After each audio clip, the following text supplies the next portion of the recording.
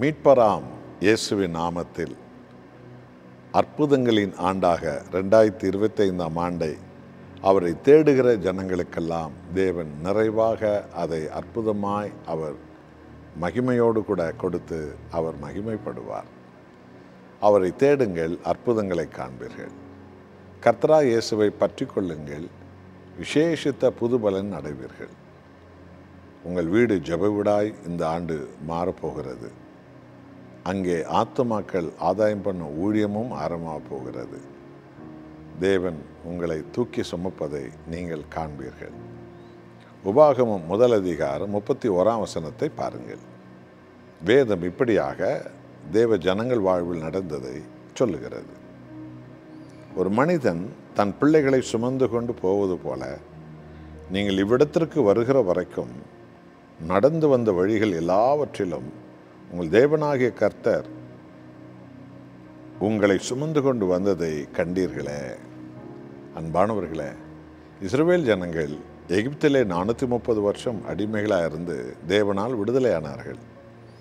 ஆனால் பானம் தேலும் ஓடும் தேசத்திற்கு வந்து சேர 40 வருஷங்கள் வனாந்தரத்தில் நடந்தார்கள். அவர்கள் முரட்டாட்டங்கள் அவர்கள் வனாந்தரத்தில் நடத்தியது. அவர்கள் அடங்காத சூழ்நிலை. அவர்களை சுயம் சாகவில்லை, மாம்சம் சாகவில்லை, பாவம் சாகவில்லை, இச்சைகள் சாகவில்லை. விடுதலை பெற்றார்கள், ஆனால் ரட்சிப்பை பெறவில்லை. ஆகவே வனாந்தர அனுபவங்களில் நடத்தினார். ஆனாலும் இரக்கமுள்ள தேவன் எப்படி நடத்தினாராம்? ஒரு மனிதன் தன் மகனை சுமந்து வருவது போல உங்கள் தேவனாகிய கர்த்தர் உங்களை அந்த வனாந்தரத்தில் சுமந்து நீங்கள் அந்த வனாந்தரத்தில் அழியாதபடி, பாம்புகளால் தேள்களால் நீங்கள் அழியாதபடி உங்களுக்கு ஆவிக்குரிய பாடங்களை கற்றுக் கொடுத்தார வழிய உங்களை அவர் தூக்கி கொண்டு வந்தாரே என்று நன்றியோடு அதை மோசே தேவாதி தேவனுக்கு நினைத்து பார்க்கும்படி சொல்லுகிறார். தேவ ஜனங்கள் அதை நினைத்து பார்த்தார்கள். என்ன ஆச்சரியம்!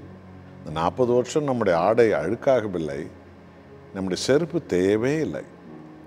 கற்பனை போல் இருக்கிறது. தகப்பன் குழந்தை தூக்கி கொண்டு வந்தது போல நம்முடைய தேவன் நம்மை தூக்கி கொண்டு வந்தாரே என்று சொல்லி நினைத்தார். இதை தான் நம்முடைய வாழ்க்கையில் கடந்த 24ஆம் ஆண்டுகளில் எத்தனை எதிர்ப்புகள், பாடுகள், போராட்டங்கள், நோய்கள், பலவீனங்கள், குழப்பங்கள், மனித சூழ்ச்சிகள் என்று சொல்லி ஏராளமான வனாந்தர அனுபவங்கள் நம்ம எல்லாருக்கும் இருக்கலாம். ஆபத்தான நேரங்கள், பிசாசு பொல்லாத நோய்களை விதைத்த நேரங்கள், உங்களை வெறுமையாக்கி விட்ட நேரங்களெல்லாம் வந்திருக்கலாம். ஆனால் என்ன ஆச்சரியம் பார்த்தீர்களா? சாத்தானுடைய செயல்கள் தான் நிர்மலமானது.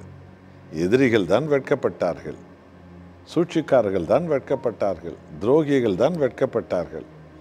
ஆனால் தேவ ஜனங்களாகி நம்மையோ கர்த்தர் கைவிடாமல் ஒரு குழந்தையை தூக்கி கொண்டு வருவது போல நம்மையெல்லாம் அந்த 2024 தூக்கி கொண்டு வந்து இந்த 2025ஆம் ஆண்டில் ஜெயக்கொடி ஏற்றி வைக்க, எல்லாவற்றையும் சுதந்திரிக்க, எல்லாருக்கும் சாட்சியாக நிற்க, இயேசுவின் நாமத்தை இரவு பகல் ஆராதித்து எங்கும் உயர்த்த, சாத்தானின் மேடைகளை மிதிக்க நம்மை புதுபலத்தோடு கூட கர்த்தராகிய தேவன் இந்த 2025 கொண்டு வந்து நிறுத்தியிருக்கிறார். ஹல்லேலூயா!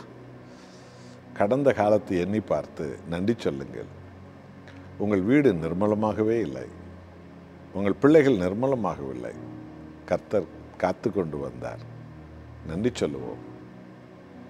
அவருடைய பலத்த கரத்தில் நாம் எப்பொழுதும் நம்மை அர்ப்பணித்து அடங்கி இருப்போம். அவர் முகத்தை நோக்கி பார்ப்போம். மகிமையானவைகளை தேவன் செய்வார். ஜெபம் செய்வோம். நல்ல ஆண்டவரே, இஸ்ரவேலர்களை தூக்கி கொண்டு தகப்பன் பிள்ளை தூக்கி கொண்டு போவது போல் அந்த வனாந்தரத்தில் தூக்கி சுமந்து பாலும் தேனோட தேசத்தில் விட்டது போல கடந்த 24ஆம் ஆண்டில் எங்களெல்லாம் வனாந்தரமான அனுபவங்களெல்லாம் நீங்கள் தூக்கி சுமந்து, மரண குடியிருந்தெல்லாம் எங்களை தூக்கி சுமந்து, ஆபத்தான மனிதர்கள், ஆபத்தான இடங்கள், பலவிதமான சூழ்ச்சிகள், பாவ குழிகள் இருந்தெல்லாம் எங்களை தூக்கி சுமந்து கண்மணி போல் காத்தவரே, இந்த 2025ஆம் ஆண்டை ஜெயம் பெறும் ஆண்டாய், வெற்றி பெறும் ஆண்டாய், ஆசீர்வதிக்கப்பெறும் ஆண்டாய், உடைய மகிமையை உயர்த்தும் ஆண்டாய் எங்களுக்கு தந்தீரே. நமக்கு கோடி கோடி நன்றி அப்பா. இயேசுவின் நாமத்தில் பிதாவே, ஆமென்.